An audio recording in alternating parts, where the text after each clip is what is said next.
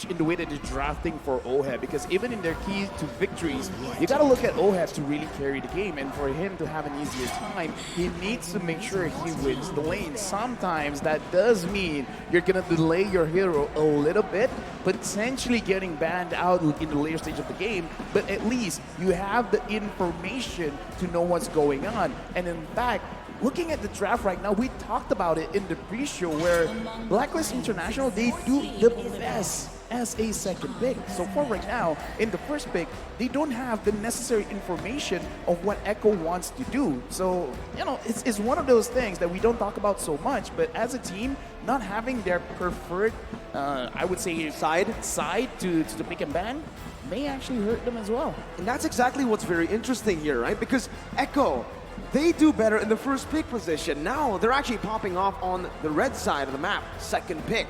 Meanwhile, for Blacklist, like you mentioned, they do enjoy being the second pick a bit more. We saw from the statistics earlier on, 72% win rate. But here, you can see the adjustment also made by Echo. In game number 1, they banned out the Estes in the second phase of draft. Now, they're prioritizing it here, but they're leaving out a hero. Open. Blacklist did this. They banned it. Fredrin. And now, this just shows the priorities that Blacklist have. Being here in blue side, having that one pick is so powerful because you get to build the lineup around it. And the answer by Echo is a Farsa and a glue. The glue, more of a hero that we don't ever see. And given that the Fredrin was the focus for Blacklist, now Echo have, again, solid choices for drawing that box.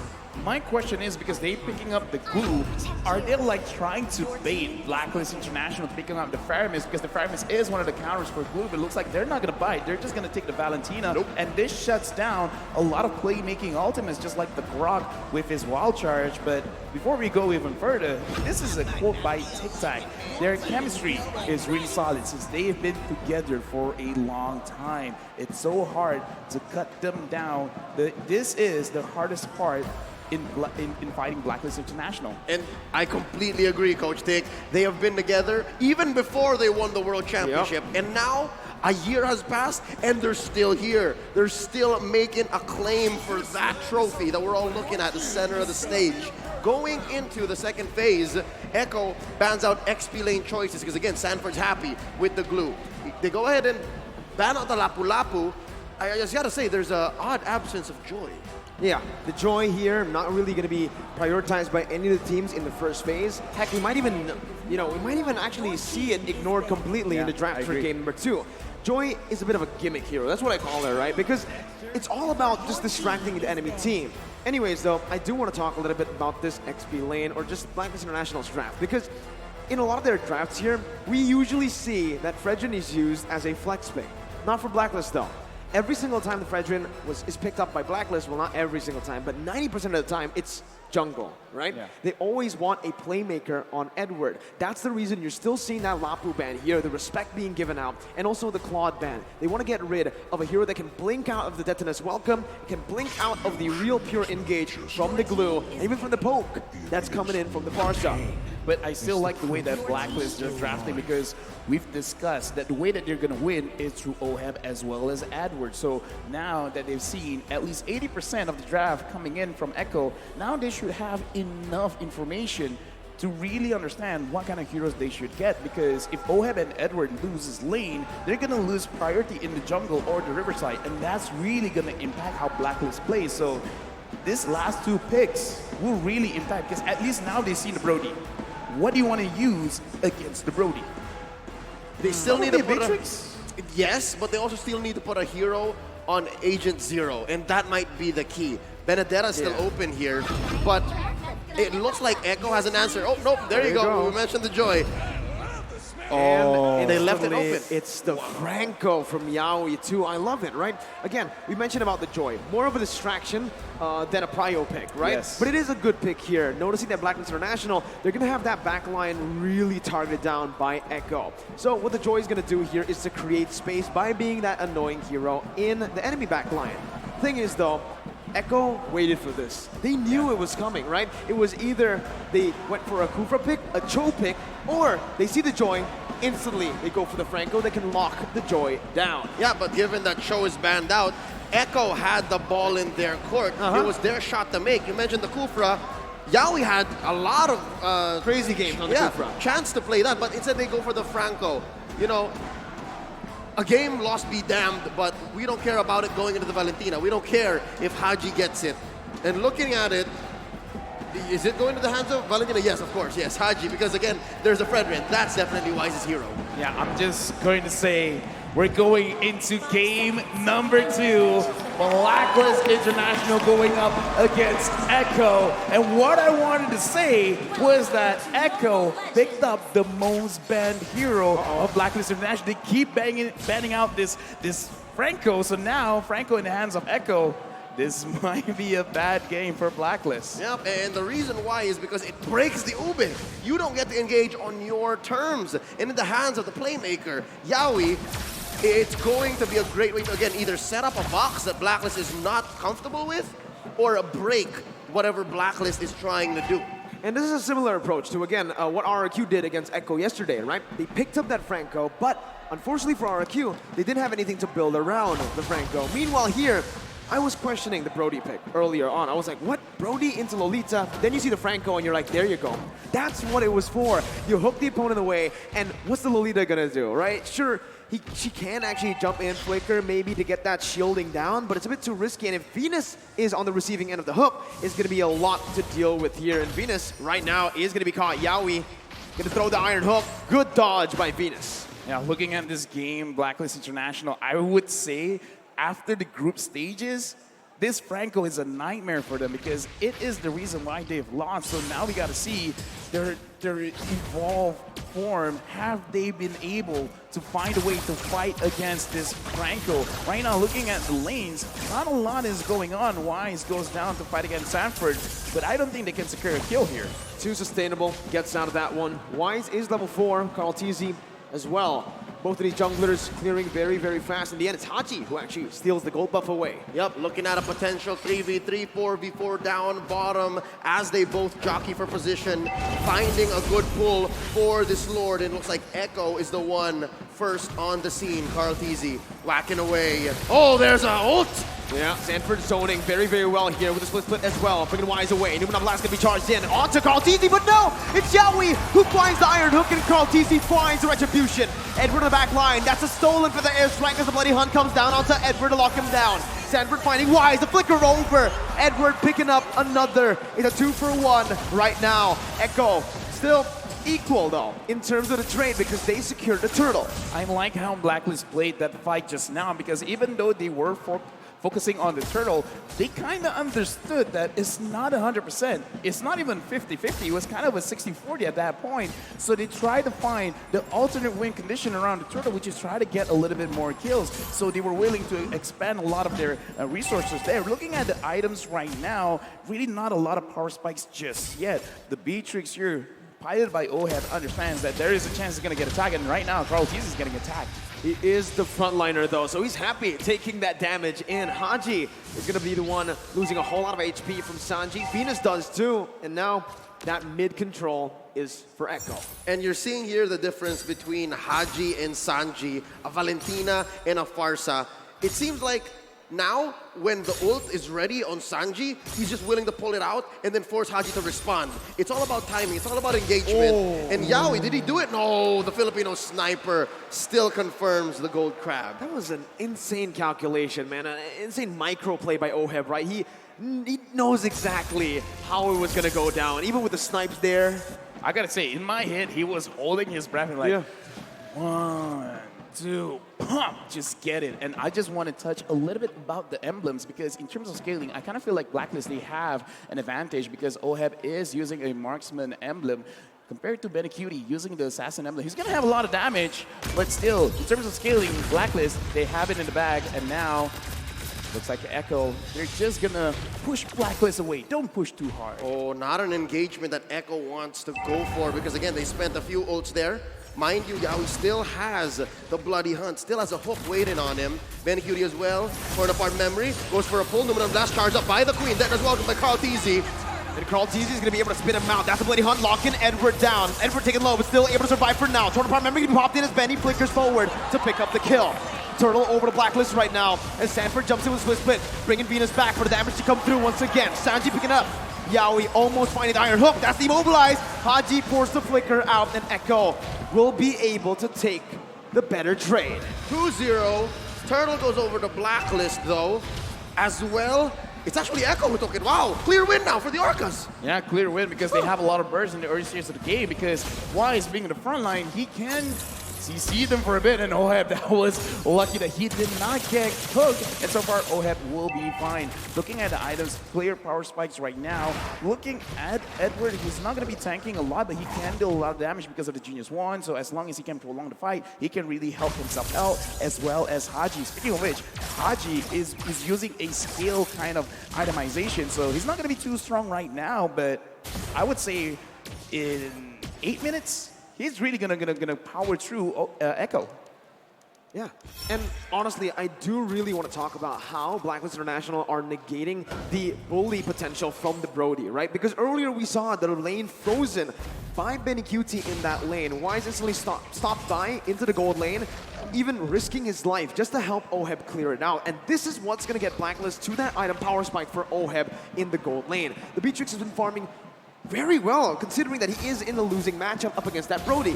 Yep, and we're just waiting for that to flourish. We're just waiting for that to get the payoff. Bottom lane, though, you see the XP laner just leaving constantly. Very good wave clear from both the Joy and the Blue. Oh, the pull on Wise! The Iron Hook, and that's going to be Bloody Hunt. Chain in, but that's just welcome as Edward jumps in with a lot of damage coming down. Sanji with the wings by wings, getting out. Aluminum Blast, and for the airstrike stolen away by Haji with the IMU. Bennett's Rage, able to find the kill on the Sanford. Carl TZ going to be gunned down. That's the Iron Hook to provide the peel necessary for Carl TZ. It's a 1-for-1. The XP lane traded in for the jungler. Wait, look at BLCK. Oh, watch out, Benny from the back line. Oheb hasn't spotted him yet. We're going for the turtle. There's the pull. Yawi as well. Look at this. Prime positioning from the Echo squad. Oh, he's revealed. There's the hook. Yawi missed it. Gonna be stunned up. Venus actually onto the turtle. Carl TZ with a quarter of his HP bar. Oh, that's the feather airstrike prematurely popped in. Sanji's gonna be zoned away now, but Benny, again, this is the man that we're gonna be looking at. Wise, gonna be hooked down. That's the moment for Benny to jump in. That's the damage coming through the turtle power memory as well. To take the turtle and to take Oheb. Carl TZ with a death welcome. Not gonna be able to find it just yet. Sanford onto Venus, bringing him back. Aluminum Blast gonna be popped in, but it's not gonna be able to get charged all the way. Edward, stunned up, suppressed. Bloody Hunt popped in. Yawi gonna fall to the hands of Edward as Sanford still wants to keep on going. Sanji rotating back into the mid lane. Wise gonna be brought back. It's a pause here in the 7th minute of the game. Messy engagement, and the payoff was just about to come up. BLCK able to hide in that bush, put a few marks on several members of Blacks International, plus on the turtle, which allows Echo to pummel on through forward, but you can't discount the fact that Blacklist played that very well as well. Yeah, Blacklist played it very well, but again, BLCK just understanding the situation, not understanding like just his hero, just Blacklist hero, but he's like, okay. Because I kind of feel like a lot of people looking at that situation, Oheb was kind of isolated by his team. It was prime position to just stun him up, get some stacks in, and then just kill him off just like that. But he's like, no, I'm going to wait, SA. I'm going to make sure everyone is close enough.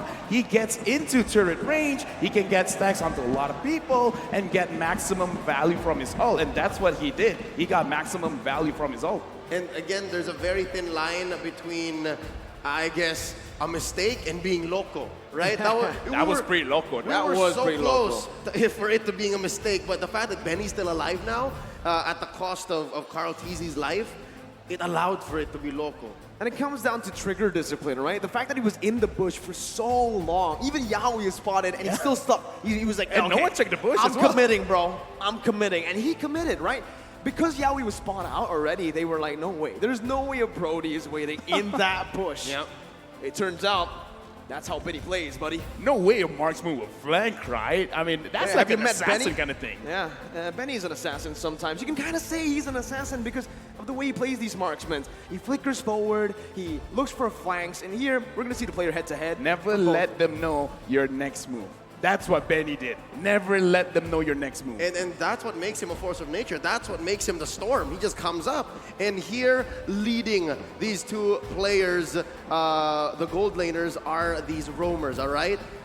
Yawi, the playmaker, and his idol, Momshu. Oh my Venus. Again, they're two different kinds of roamers, two different kind of team captains, but the way that they lead their teams are just perfect for their playstyle.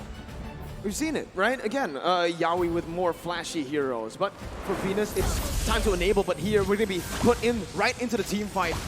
Echo with...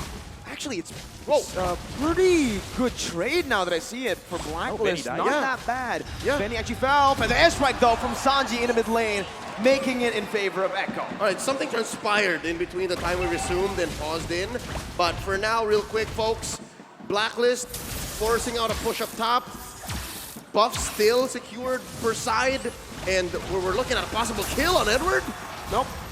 That's Edward for you. Gets out in relative ease again, right? Echo trying pressure, but now it's just for Blacklist International to punish in the goal, well, in the other side of the map, which is going to be the XP lane. They even tried to deny as much as possible from Benny, forced to use a torn apart memory to get those last hits. This is the world stage, so I'm allowed to be a little bit more critical looking at the way that the game is transpiring. Oh, no! We just spoke about this, Yawi versus Venus, and Yawi is going to be able to find that iron hook. Connecting onto Wise, bringing it back under the tier 1, and that's everyone collapsing. Benny with a torn apart memory back up on that cooldown is going to be able to secure it. Feather airstrike now on to Haji and Ohem. Haji going to be stunned up, has the feather airstrike, but both teams disengage. King and the Queen in a flash goes out. I mean, Edward able to make the most of a bad situation, but LaFell, what does this mean?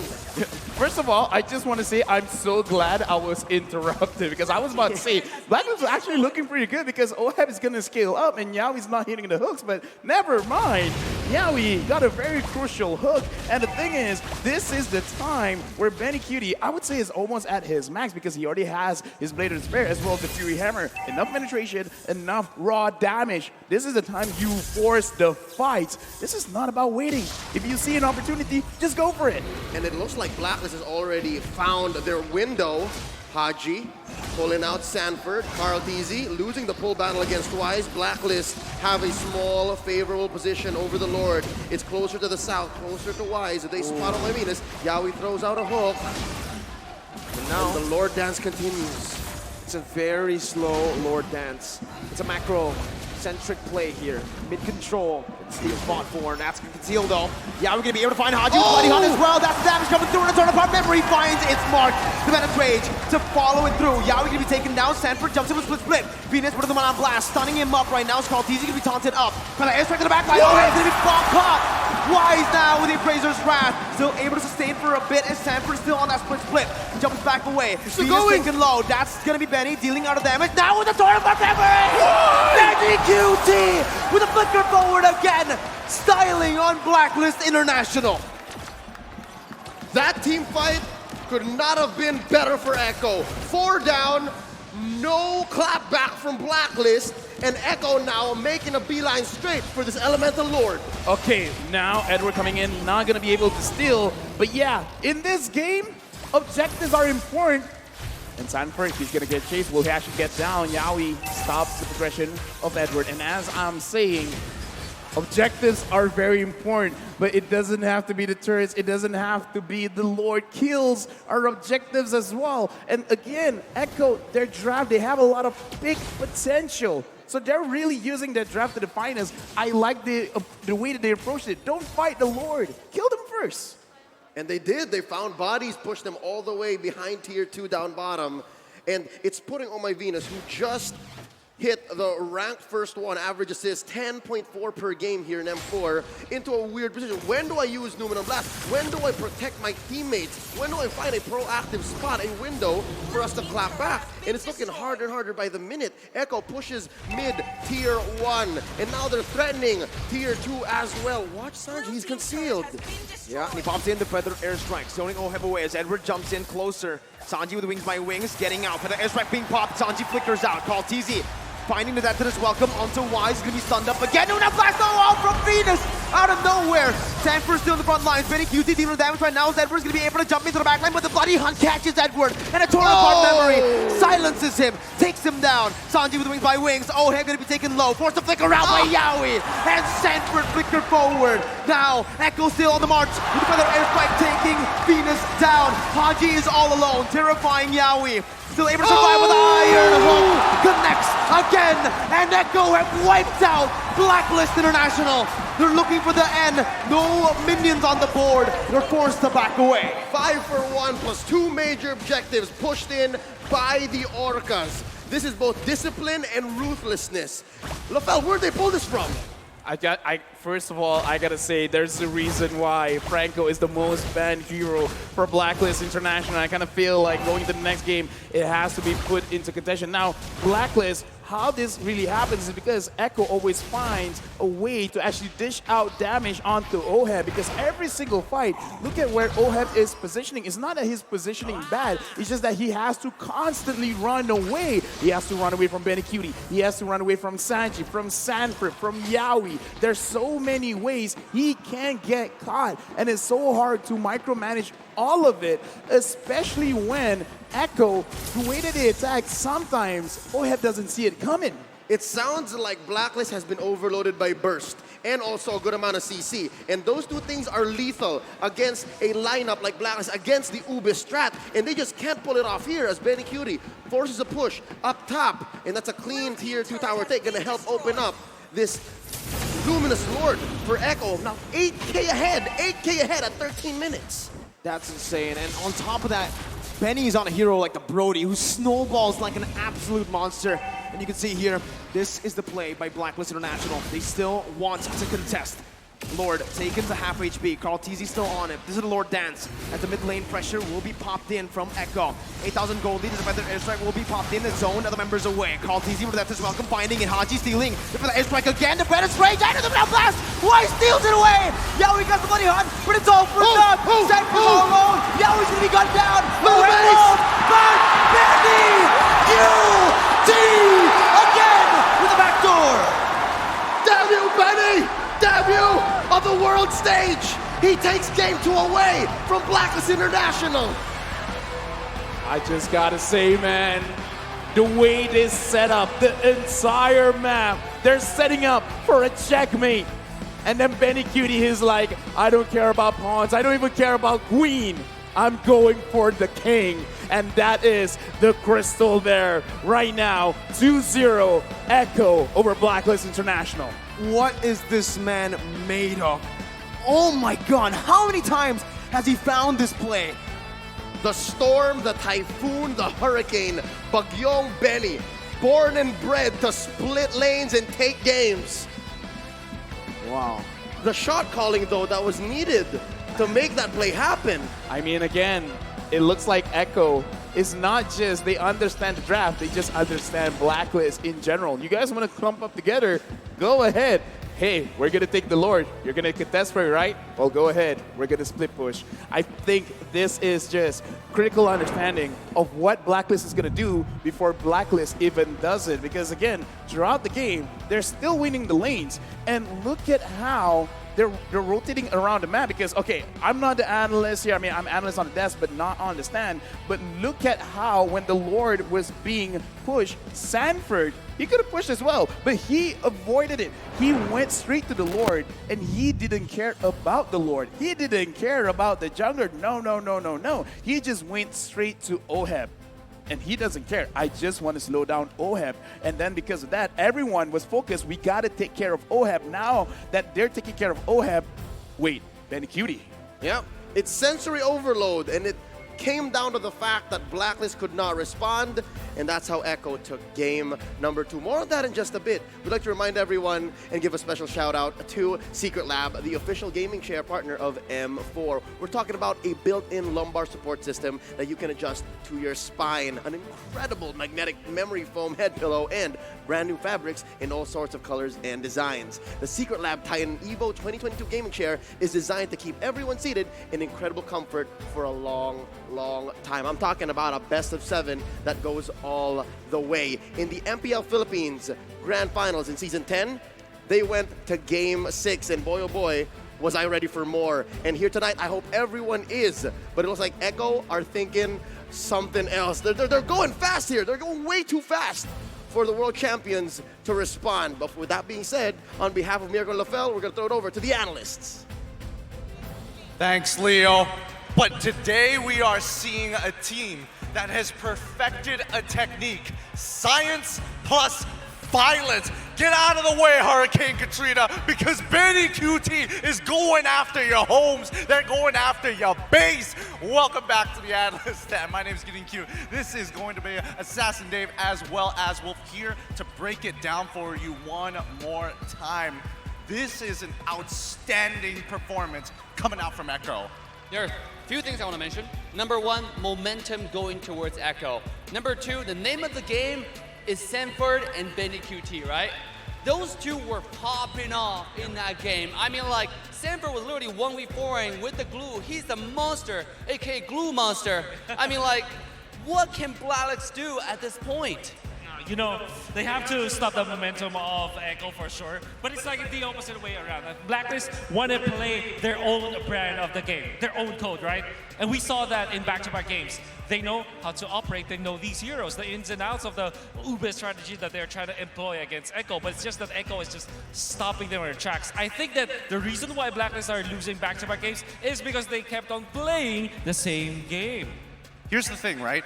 In the background, when we were talking and discussing about this draft, something about Echo that really stands out is the fact that, you know, they're not tunnel visioning anymore. They're not playing hyper defensively. They have playmaking capabilities. Absolutely, and let's take a look at the item, right? Benny QT with 10,000 gold, closer to 11,000 gold, A1-1. In fact, everybody's KDA on the carry position, right? 5-1-11 on Sanford, 5-0-8 on Sunji. All these carry positions are absolutely dominating. Now, I'm interested to find out the MVP later on once we get there, because I think even though we got so much farm, so much resource to Benny, it's actually Sanford who set up the play for the teammates. Okay, now we're going to be jumping over to the post stats here, and I'm really interested to see the overall team fight participation. Ooh. Edward averaging 100%, but the control from Echo. Like, imagine Edward being part of every single one of these fights, and yet Echo, not one of them, not even 100%. They are dividing and conquering so well. Yeah, and you know, you're talking about how Sanford was instrumental of this, the playmaking potential, right, from coming up from Gideon. Totally agree with you guys, because I think that Echo, their shot selection in this game, particularly internal fights, was amazing, was on point. Sanford knows who to jump onto. Even he chooses sometimes Oh My Venus, sometimes it's going to be Wise. It depends on the situation, what the situation calls for, so that Echo will win those turtle fights. Then, when it comes to those crucial moments, where there's like a 50-50 or even like the odds are in their favor, they utilize the spacing coming out from Yahweh's Franco, and of course, Galti's Daytona's welcome to displace BLCK International for them to not get into their bubble. Absolutely, right? Sanford on the glue monster was insane. He has pinpoint accuracy. You're absolutely on point on that. He knows exactly which person to carry away, right? In objective, in turtle fights, and also in lore fights. Sometimes to get to the backline. I remember this one time when Benny QT flickered in for the ultimate for 200 par memory, get a double kill, and that was all set up by Sanford. Yeah. He was literally 1v4ing, taking all the damage and staying alive. Personally, for me, I don't know what the communications coming in from Echo is going to sound like, but I can't wait for them to drop it. But let's have a look at the MVP of this game, Benny QT. Domination, and more importantly, nobody escapes this hurricane. And I think that it is now safe for me to say, for all over the world, that he is now the holder of the gold standard, gold lane standard. The way he positions himself is amazing to look at. It's textbook, right? If you want to learn how to utilize and position a marksman do look at BLCK's games because of how he's able to just win the matchups in the laning stage. Eventually, team fights, his timing with the flicker and the ultimate was phenomenal. Yeah, and one thing I want to point out about Benny in this game, he put out the very characteristic and very special Echo-style split push, right? The marksman split push in the late game. Just when you think, okay, the Brody has to be in the team fight. I mean, it's a marksman, that's the most damage source, he got the most farm, he has to be here. And the next thing you know, your base is gone. This guy has 45% kill participation only, and yet he's the win condition, right, for the team. All right, let's sniff out a little bit of how BLCK actually plays the way he does, how he positions himself with the heat map from 5 to 10 minutes here. He's supposed to be the cleanup crew for the rest of the squad. Walk me through this here. All right, so he started with a top laner, but at 5 minutes where the turtle is gonna respond, a second turtle of the game, he was there. Look at him, look at that bush, this between the purple buff and the turtle. He stayed for that for a long time, then found an opening during the turtle fight, take out OHIP. That was a great play. Look back at that play. Afterwards, though, he went to the XP lane. He knows that the gold lane is already done for. All they need to do is to get more influence in the other part of the map so that they can set up for the next turtle. I mean, so far this game has been looking super dominating here, and if we look at the MVP highlights overall, Look at that play. when does Blacklist actually, try and come back if you were in their position? Benny QT, he's like assassin marksman player. Yeah. You know, like he's always behind you on the side of you. Oh, this is a beautiful play by the entire side of Echo. He started off with a hook flicker from Yaoi, and then an ultimate, beautiful ultimate from Faraz the Dinosaur. It just shut down the V-Vice combo, right, from the side of Blacklist. And take a look at the bottom side. This is where Samper set up the play. And Benny QT flickered and finished off the kill, the executioner. I want to see the split push in the end. I think that highlight was just so good. How does this guy just quietly and sneakily go into your base and take everything? Well, I think a lot of it has to do with just the way he kind of positions himself, and more importantly so, Echo has a huge priority on where Haji is. They expect Wise to be in a certain position. They expect OHEB and Venus to be in another position, but more importantly,